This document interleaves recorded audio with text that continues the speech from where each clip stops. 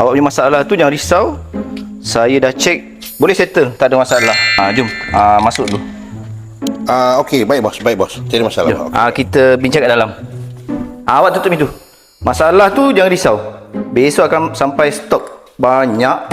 Yang 10 customer tu yang risau tak dapat tu, besok akan dapat. Akan settle semualah. Okey, jangan risau. Besok dapat. Kenapa dekat luar? Kan suruh masuk tadi.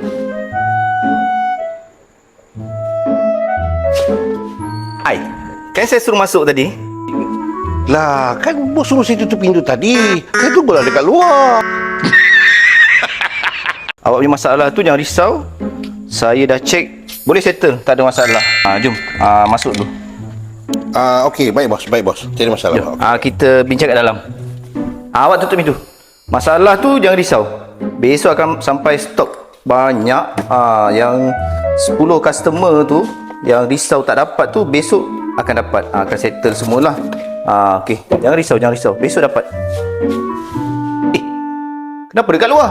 Kan suruh masuk tadi.